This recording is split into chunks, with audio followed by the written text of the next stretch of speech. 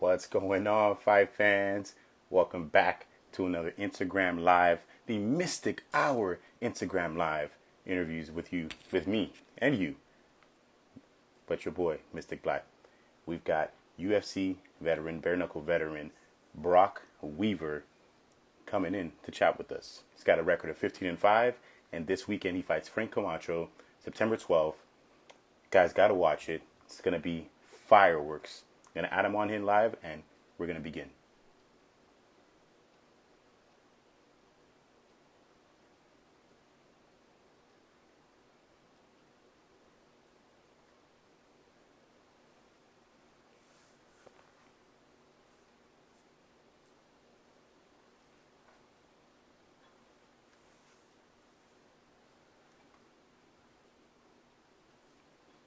Just waiting for Brock to come in. Hope everybody's having a good week, great weekend, as always. What's up, Jeremy? Thanks for always joining me. Appreciate it, Jay. What's up, Nick? There we go. Can everybody hear me? Can you hear me clearly? Always got to make sure with my people. Can you see me and hear me clearly? We got a thumbs up.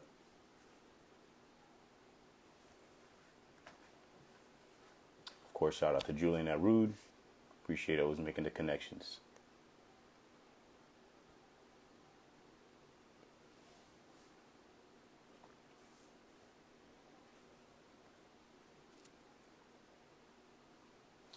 Making sure my connection's okay. We got a thumbs up, guys, if you can hear and see me, please. Thumbs up, please.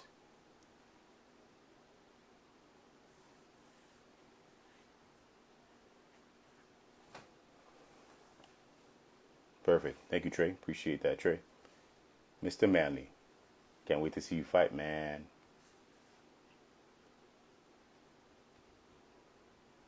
Just waiting for Brock. There he is.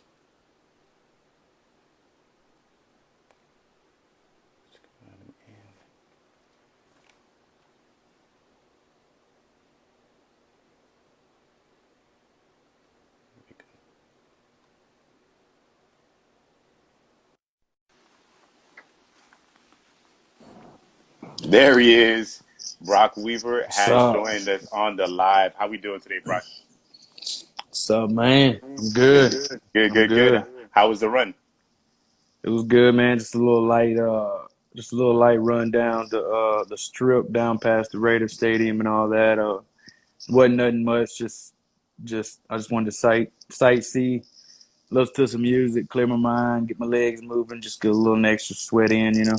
Heard that. How's the weather different from down here in South Florida to Vegas? Oh, it's actually cool right now here in Vegas, man. It's different because it makes your mouth real dry, here. But the heat in South Florida right now is probably crucial. I definitely know about that. Oh yeah, I'm here. I'm here in South Florida. I literally walk outside. That 94-degree heat just hits you. I can't even ride my bike. It's crazy. Shouts to boy Julian at Rude. Appreciate you for making that Yeah, connection. yeah. It's my So dude, Brock, man. It's one of my you fought. main clothing lines right now, man. It's rude. Yes, sir. So Brock, you're fighting Frank Camacho this Saturday. How's the training camp been so far? I mean, how was the training camp? Period. Man, where do I even start about that?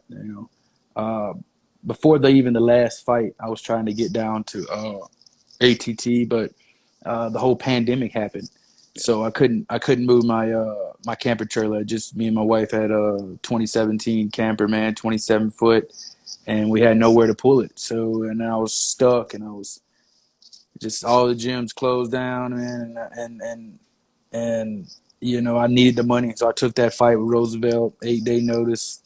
It happened. What happened? No excuse. I'm a fighter.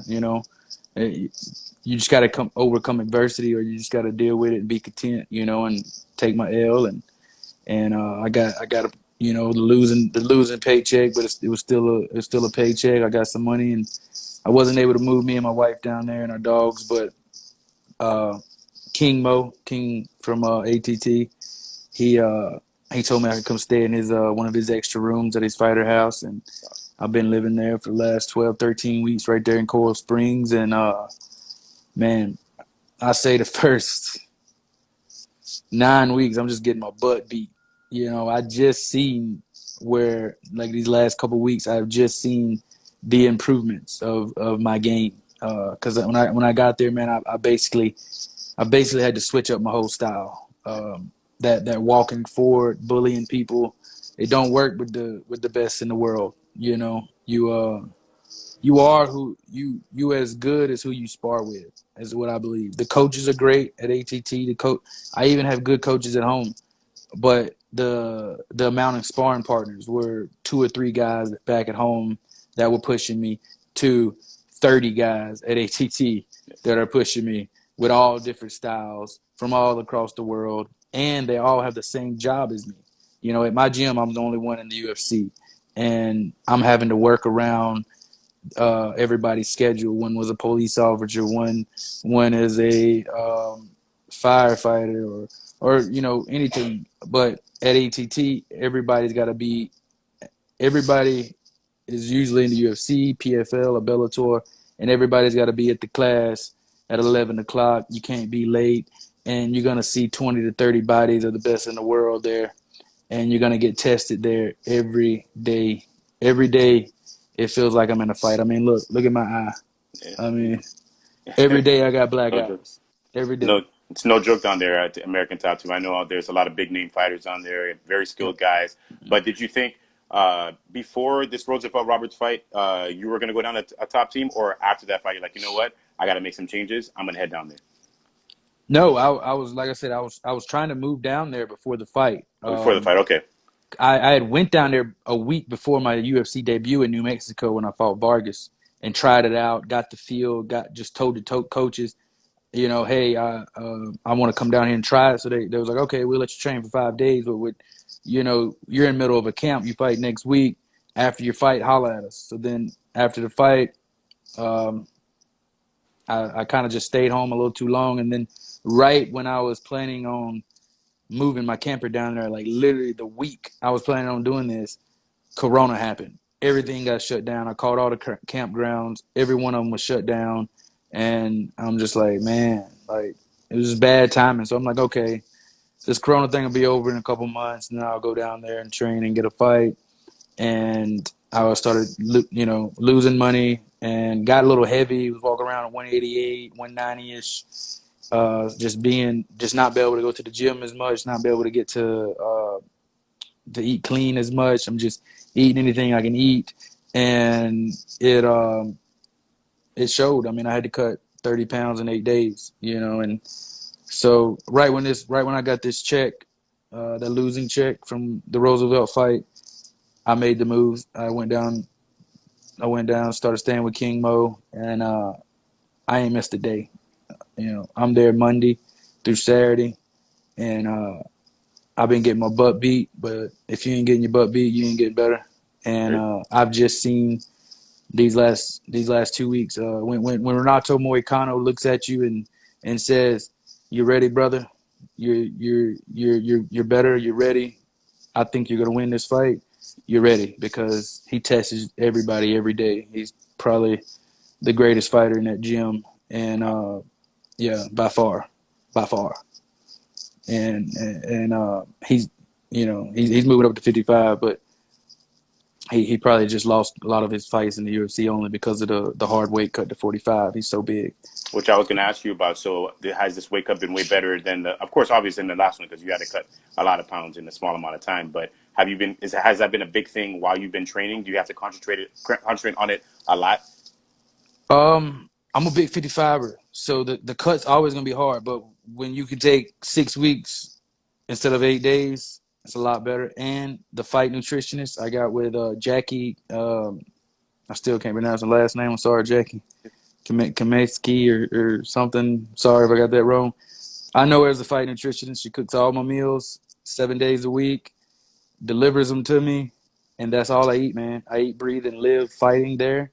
All I do, wake up, go to training, come home, eat, nap, go back to training.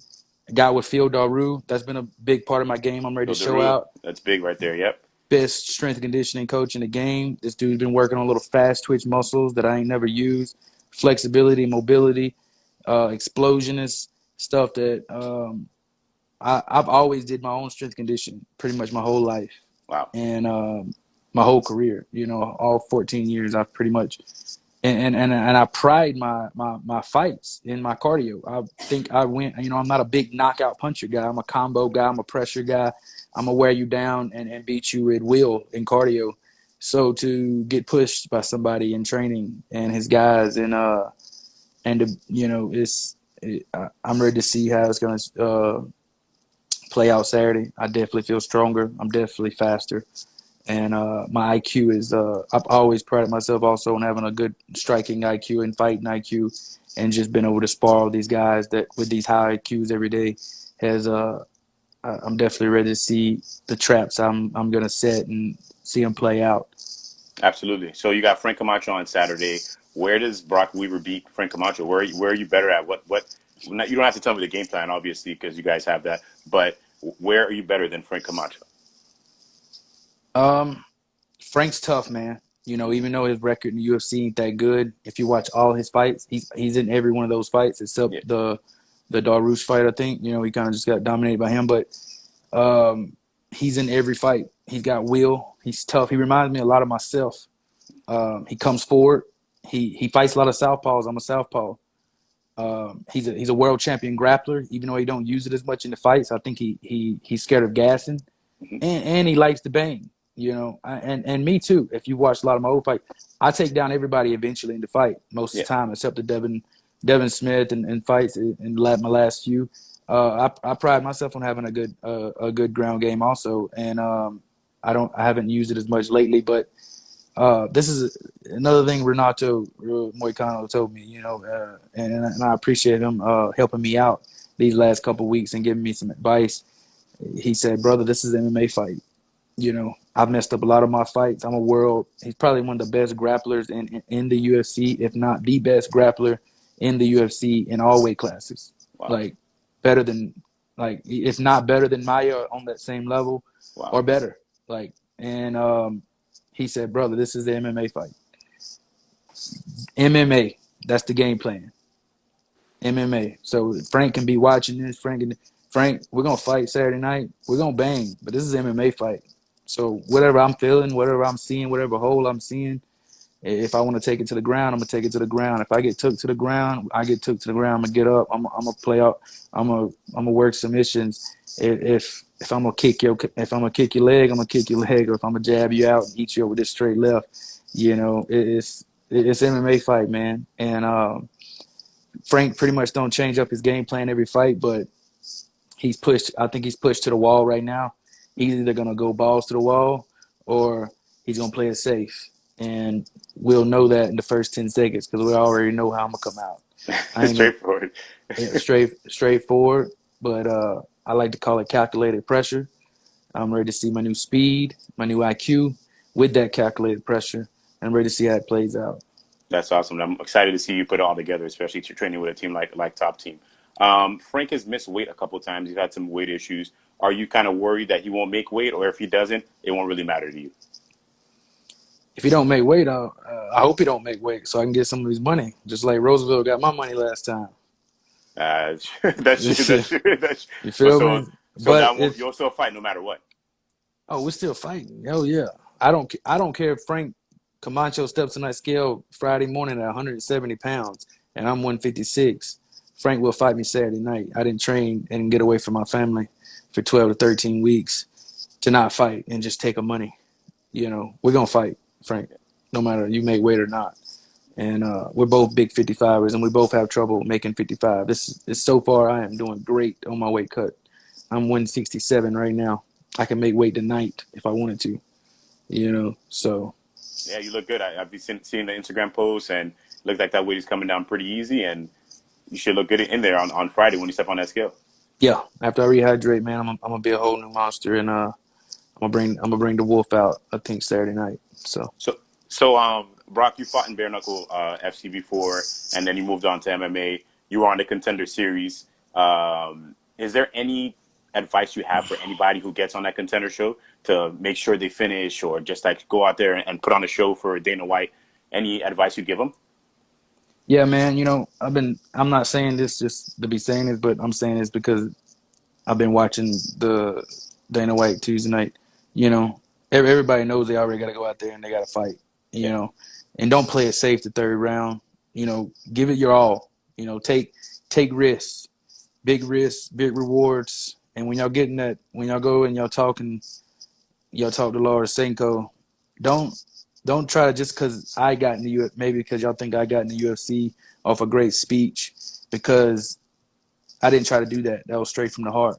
Yeah. Just be you and say, say it from the heart, man. Give Dana your heart, give the world your heart, and put all y'all's faith in God, man, and leave it all in there. Saturday night, I'm pressed against the wall. Frank's pressed against the wall, and I think we're both gonna leave it all in there, and that's all you gotta do, man. That's all you gotta do.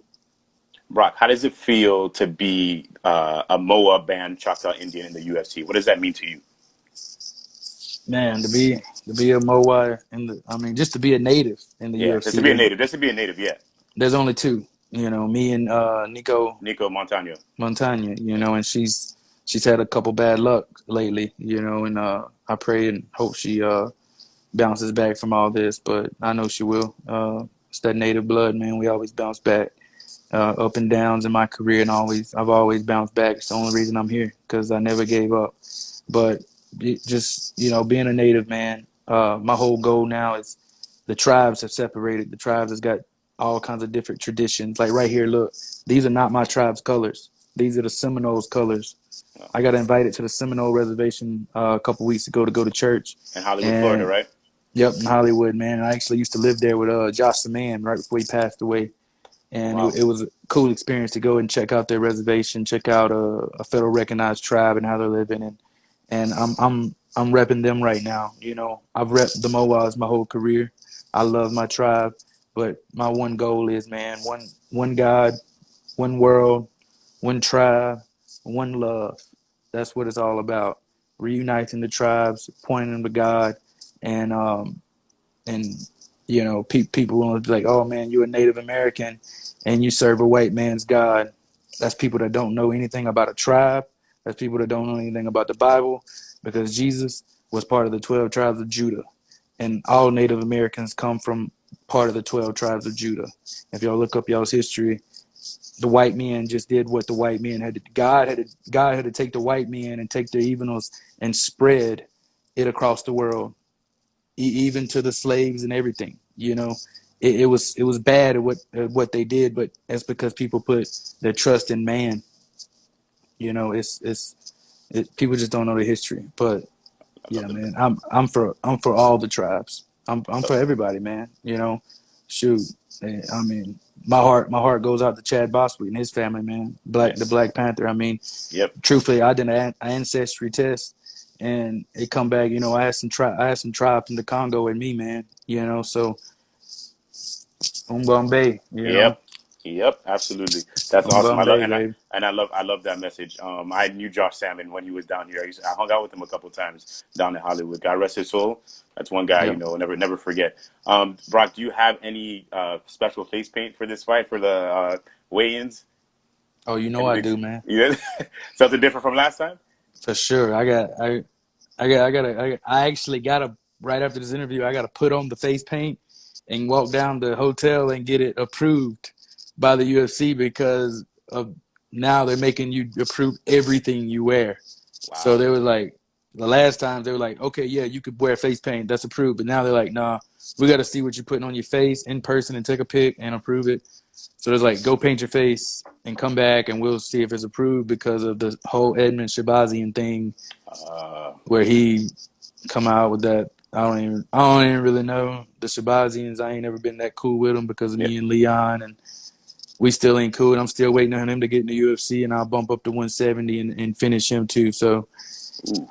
So yeah, you can get that too, Leon. So you We want to already know see you that. you already know you can get that, Leon. But first you gotta get in the UFC, and I don't see it happening yet. So Brock, thank you so much for the time. I appreciate it. Two last questions before I get you out of here. You said that maybe you might act one day. When's the audition coming? Now, is it after the UFC career? Is it during the UFC career? When is it going to happen? I want to see you play that bad guy in the movie.